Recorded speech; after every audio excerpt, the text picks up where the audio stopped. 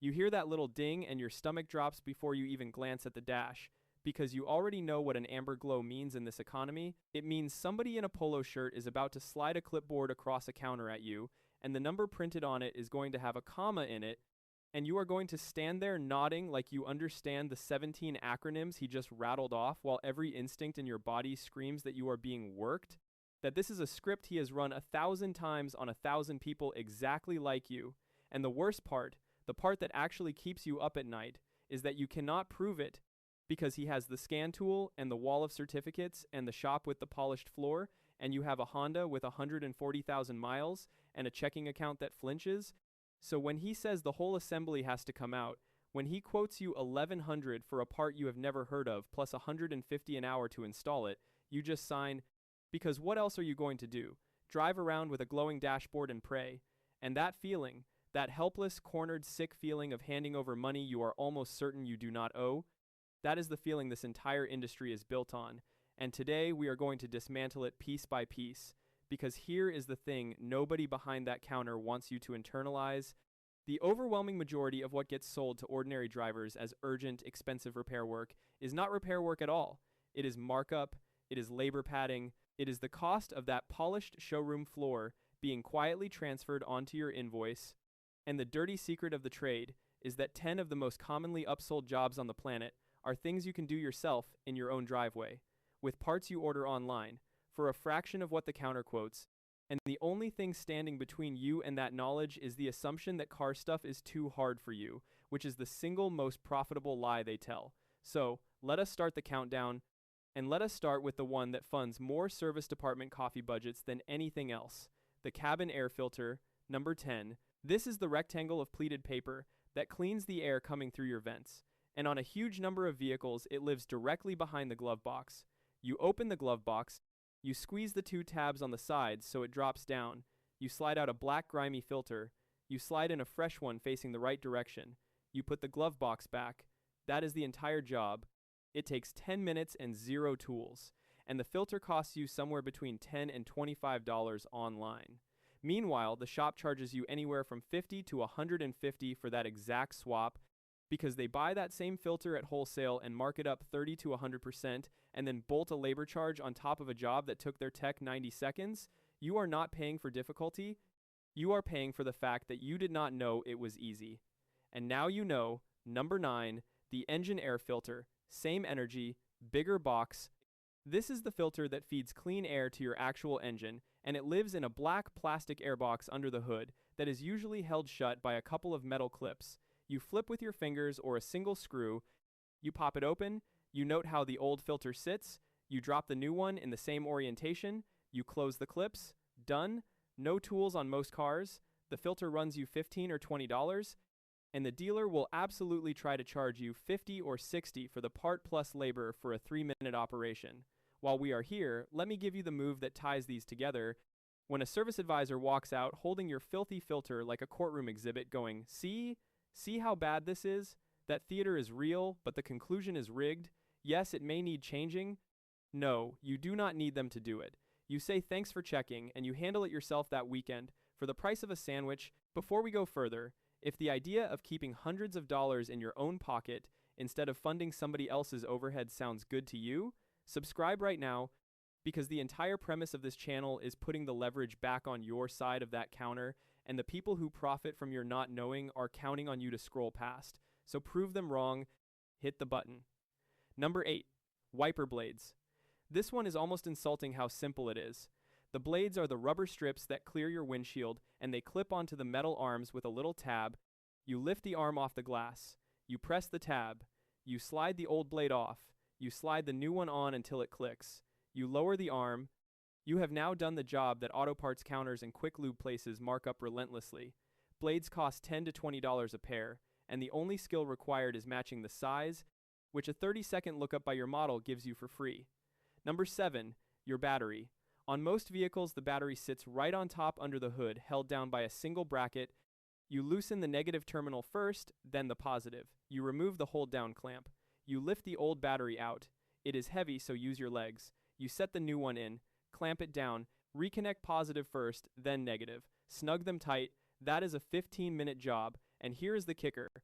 Most auto parts stores will test your battery for free and install the replacement for free right there in their parking lot if you buy it from them. So you skip the dealership's marked up battery and their labor charge entirely, and you are back on the road in the time it takes to read this sentence twice.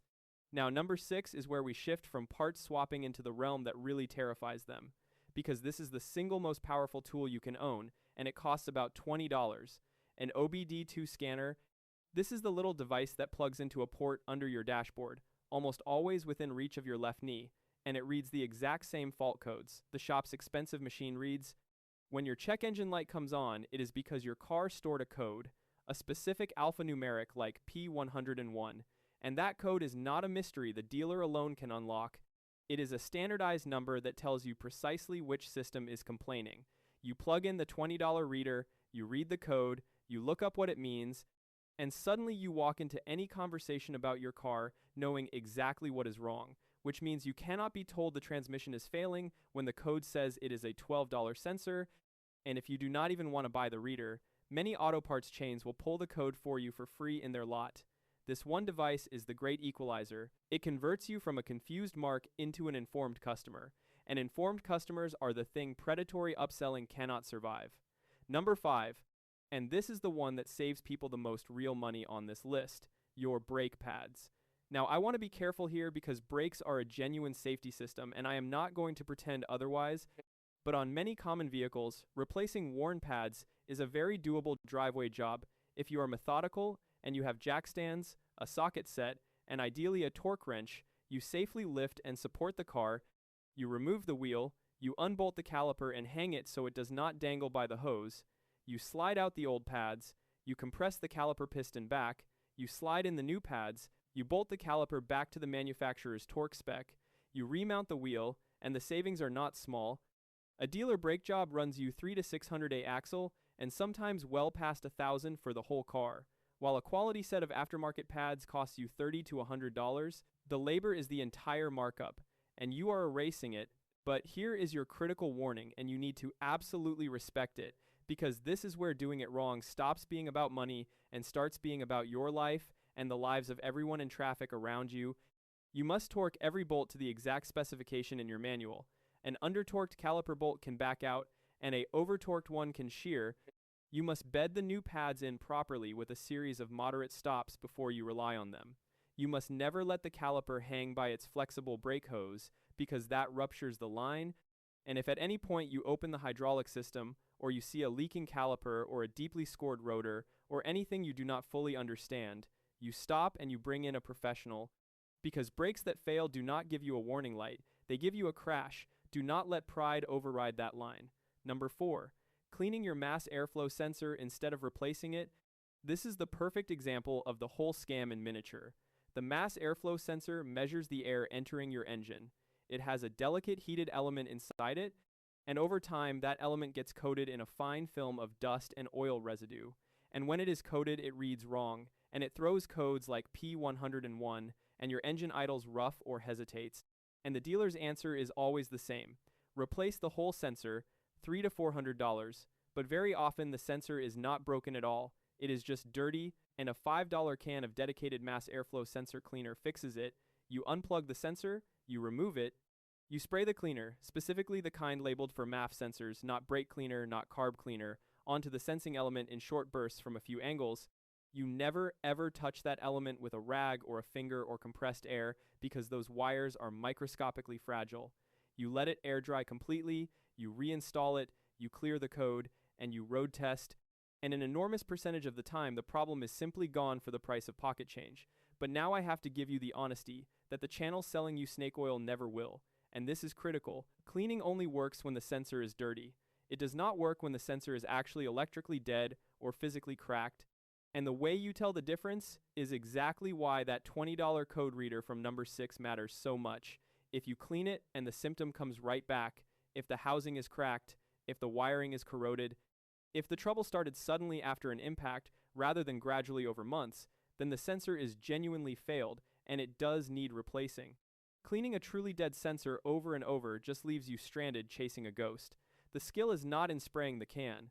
The skill is in knowing when spraying the can is the answer and when it is not, And that distinction is the difference between fixing your car and fooling yourself. Number 3. Your spark plugs on the vehicles where they are accessible. On plenty of engines, the plugs sit right on top under a cover. You remove the coil or wire from each one.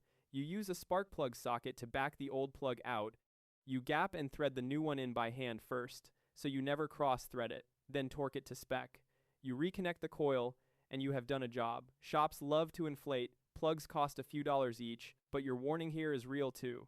If your engine has plugs buried deep under the intake manifold, or if you are not confident you can seat them without cross-threading aluminum heads, which is a catastrophically expensive mistake. This is a job to leave alone. Know your specific engine before you start.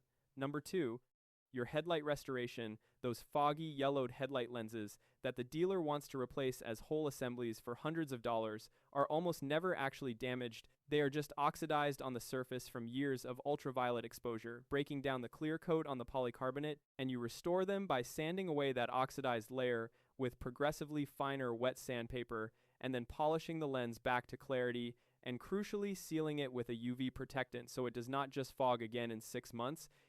A restoration kit costs you $15 to $25 and an afternoon of patient work, versus the hundreds they quote to swap the housings. And the difference in your night visibility is genuinely dramatic.